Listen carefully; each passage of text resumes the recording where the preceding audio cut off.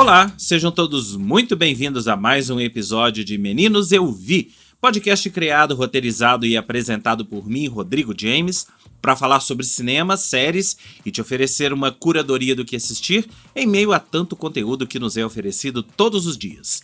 O Meninos Eu Vi tem episódios inéditos todas as semanas, com críticas e dicas do que assistir e de como estas obras interferem nas nossas vidas.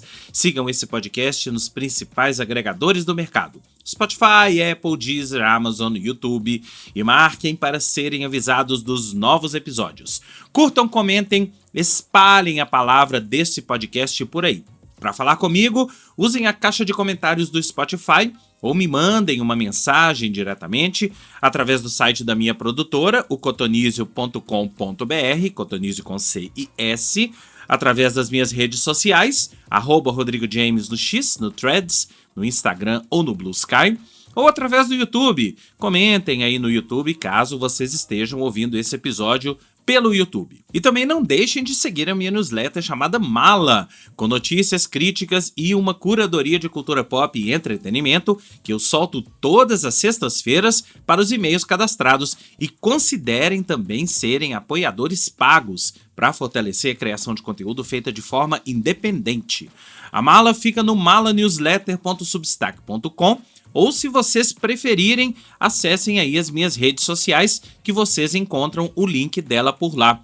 Por fim, antes da gente entrar no episódio de hoje, eu queria convidar vocês para ficarem atentos aqui neste podcast, porque teremos muitas novidades relacionadas não só ao podcast, mas também à newsletter Mala que eu acabei de apresentar aí, que vão fazer parte do mesmo polo de conteúdo, digamos assim, e eu vou detalhar mais pra frente, mas fiquem de olho, não deixem de ouvir, não deixem de assinar a Mala, não deixem de assinar aqui este podcast para vocês ficarem por dentro de tudo, ok? Agora sim, vamos ao episódio de hoje, é o filme Amores Materialistas.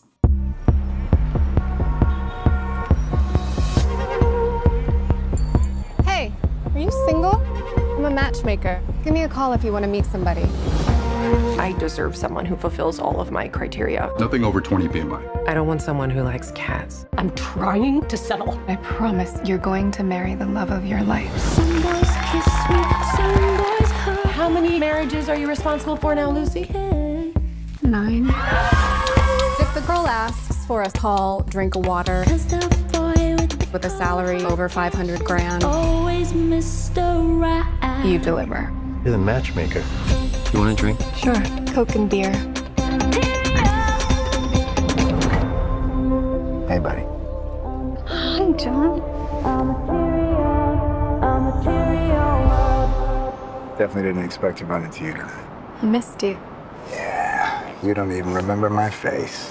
Amores Materialistas é o segundo filme da Celine Song. Celine Song, para quem não está ligando o nome à pessoa, é uma diretora, roteirista e produtora executiva americana e sul-coreana que estreou com um excepcional filme.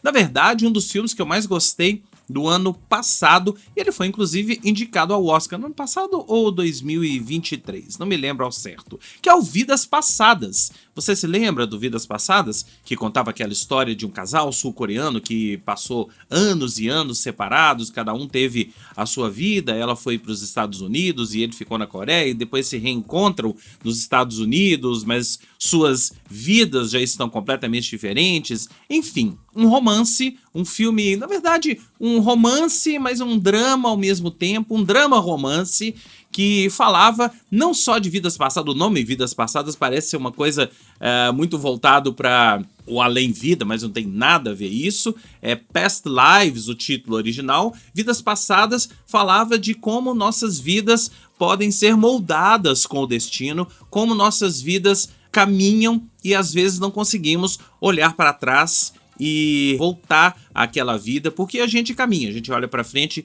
e caminha. A Celine Song colocou o seu sarrafo lá no alto, porque Vidas Passadas é um filme belíssimo. Eu, na época, me dei não sei, acho que 4,5 estrelas pra ele.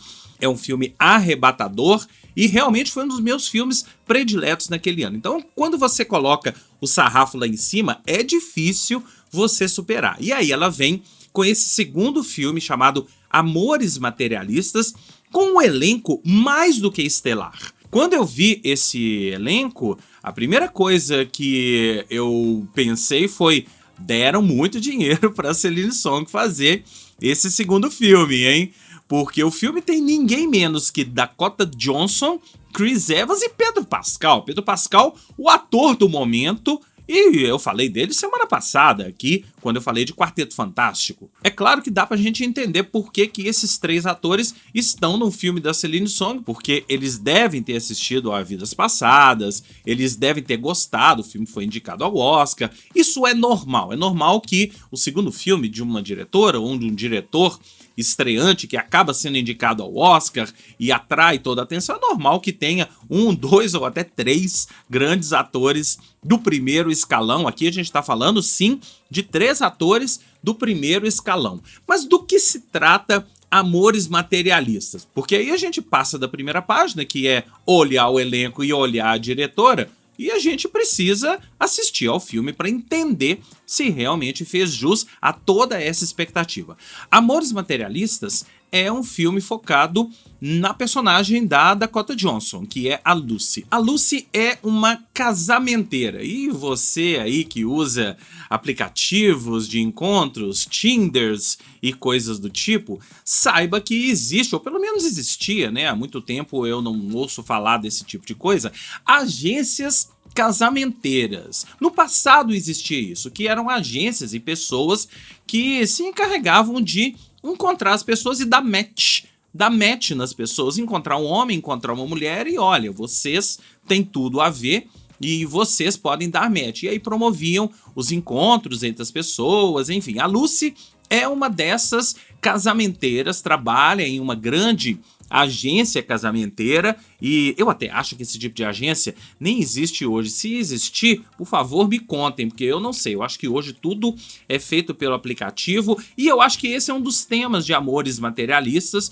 mostrar que as conexões reais são bem melhores do que as feitas totalmente de forma virtual. Enfim, e aí a Lucy, no início do filme, ela tá ali celebrando que uma de suas clientes vai se casar e é o 9º casamento que ela promove ali dentro da agência. Ela é uma casamenteira super bem sucedida. E aí, no casamento, ela conhece o Harry, que é o personagem do Pedro Pascal, irmão do noivo, e começa a conversar com ele, percebe que ele é, sim, um potencial cliente para a agência, mas ela se interessa por ele de forma romântica, ela se interessa em sair com ele. Parênteses. A Lucy é materialista, então o Amores Materialistas do título, ou Materialists do título original, tem muito a ver com ela. Ela é uma pessoa que só se interessa por dinheiro, né? Ou pelo menos ela diz isso no início do filme. Ela só se interessa por dinheiro. No trabalho dela, o trabalho dela é muito nessa pegada materialista. Então, as pessoas que são colocadas para darem match é sempre de acordo com características fornecidas pelas pessoas, mas o amor nunca está envolvido. É sempre a altura, o dinheiro que a pessoa ganha, se ela é careca ou não, se ela é branca, preta, indígena e coisas do tipo. O amor nunca está envolvido e a Lucy acredita nisso, que as pessoas dão match e o amor vem na sequência. O amor está em segundo plano. E ela incorporou isso na vida, a gente vai entender depois por quê. E ela acaba se interessando de uma outra forma pelo Harry. O Harry é um potencial cliente, o papel do Pedro Pascal, já falei, é um potencial cliente, mas ela também acaba se interessando. Ele diz que quer sair com ela, que quer levar ela para um date e esse tipo de coisa. E ele realmente é um cara bem sucedido. Ela diz que ele é o cara dos sonhos da agência e no final das contas ele acaba sendo ali o cara dos sonhos dela, por mais que ela diga que ela nunca vai namorar. Ela fala isso em determinado momento do filme, que ela não vai namorar, e o cara com quem ela sair é o cara com quem ela vai casar, e aí ela acaba saindo com ele, enfim. A Lucy é extremamente contraditória, a gente já vê isso logo no início do filme. Nesse casamento ela também reencontra o John, que é o personagem do Chris Evans, que tá ali trabalhando de garçom, e o John, a gente vê todo o passado dele. Ele é um pobretão entre aspas, ele não tem dinheiro, tá ali trabalhando de garçom, ele é um aspirante a ator, e a gente entende, a gente vê todo o flashback dos dois. Os dois já tiveram relacionamento, foram namorados na juventude e o relacionamento terminou, mas a gente vê direitinho que o John ainda gosta dela, a gente vê que ela tem um carinho pelo John, enfim, tá formado o triângulo amoroso. Lucy, por um lado, reencontrando John, seu amor da juventude, e tendo ali momentos tenros com ele, e por outro lado, o Harry, que é o cara dos sonhos, o rico, bem-sucedido, bonitão, e por aí vai. No primeiro momento, ela acaba indo lá com o Harry, mas eu não sei se isso é spoiler, porque eu acho que dá pra vocês imaginarem, né, que ela vai ter uma quedinha pelo amor da juventude, por mais que ele seja pobre e vá contra tudo o que ela tá pregando. Então ela fica dividida. Será que eu vou na lábia do rico, que é tudo que eu tô pregando, que é tudo que eu prego aqui pras minhas e pros meus clientes, e é tudo que eu prego, que eu tô pregando pra mim mesma,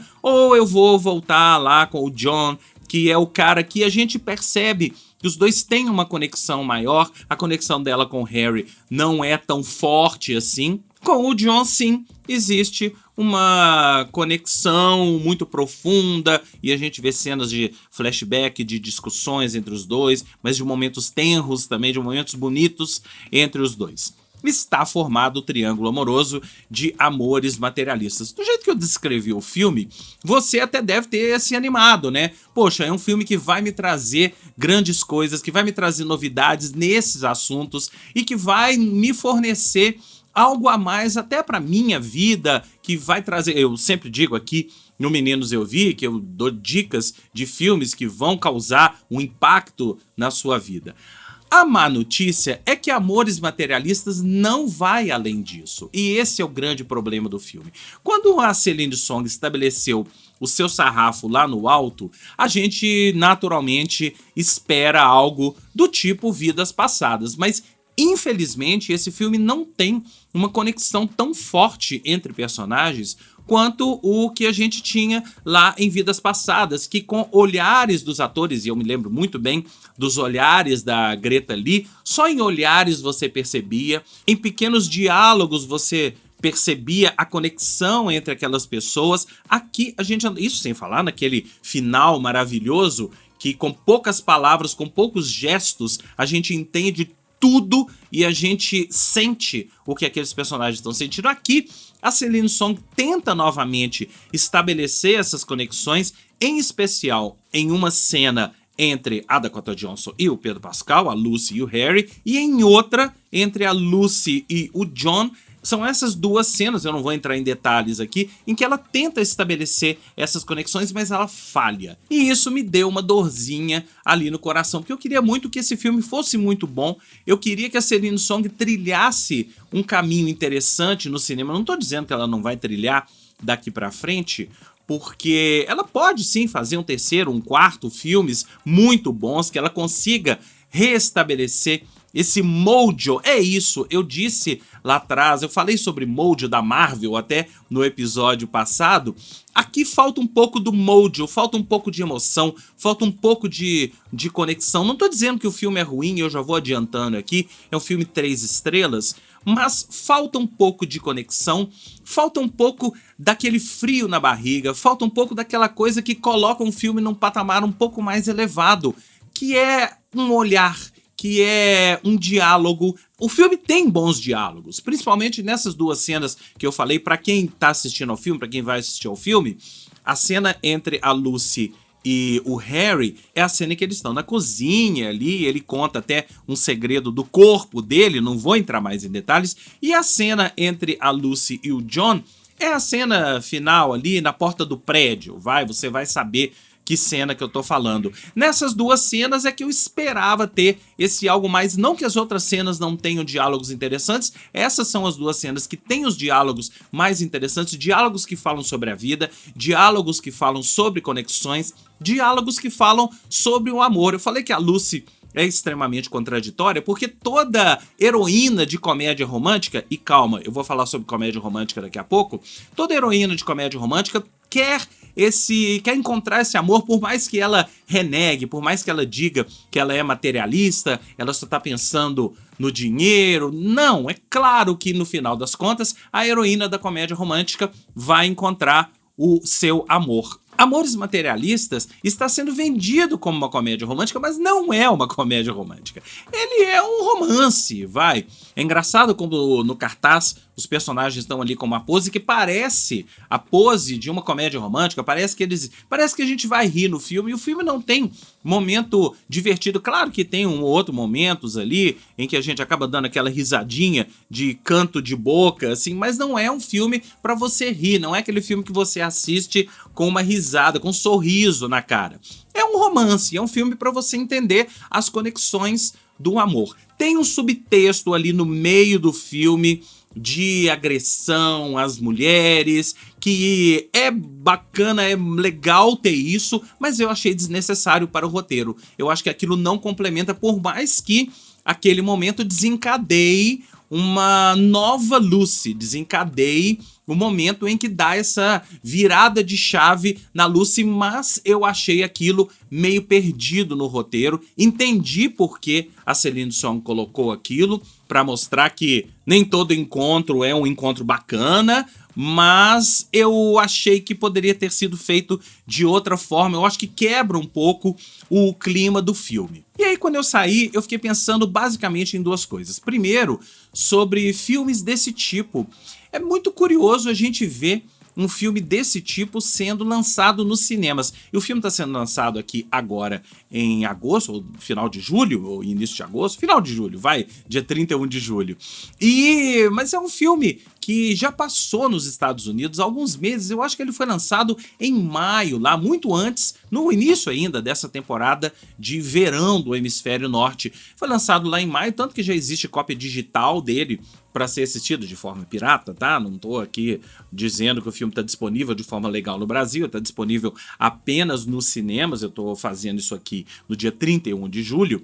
Mas voltando, eu acho curioso como esse tipo de filme ainda tem espaço no cinema. Eu já falei muito sobre isso aqui, que esse tipo de filme eu acho que tende a desaparecer dos cinemas. Eu acho que esse tipo de filme é um filme que vai direto para o mercado de streaming, para o mercado de home video. É um filme menor, mas ele não é um filme menor. É aí que mora a grande questão. Por que ele não é um filme menor? Porque ele é um filme da Celine Song e é um filme de uma diretora, de um filme que foi indicado ao Oscar de melhor filme no ano passado. E tem esse elenco estelar. Eu acho que esse é o grande motivo, esse é o grande atrativo de Amores Materialistas para o público em geral, até para o público que não assistiu a Past Lives, a Vidas Passadas, assistir a esse filme. Você se interessa por um filme com Dakota Johnson, Chris Evans e Pedro Pascal, com todos os problemas que isso traz. Eu fiquei em determinado momento do filme me perguntando como teria sido esse filme com um elenco menor, com um elenco menos lista A de Hollywood, com atores que a gente às vezes conhece, mas não são dessa lista A. Com certeza ele não teria essa repercussão que ele está tendo. Com certeza ele não seria... Talvez ele não fosse até lançado em cinema aqui no Brasil. Lá fora, sim, ele seria lançado em cinema, porque lá tem espaço para tudo. Mas aqui no Brasil, talvez ele passasse em circuitos menores, em menos salas. Aqui não, ele está tendo um grande lançamento. Agora, voltando ao elenco, eu acho que grande parte do problema desse filme, de ele não ter atingido o momento, é o elenco. Não tô falando aqui que o Pedro Pascal é um mau ator. Eu até gosto do Pedro Pascal. Ele é o ator do momento, ele tá em todos os filmes, existe até uma brincadeira em torno disso. E ele tá, inclusive, essa semana sendo cancelado. Não sei se vocês estão acompanhando aí as redes sociais.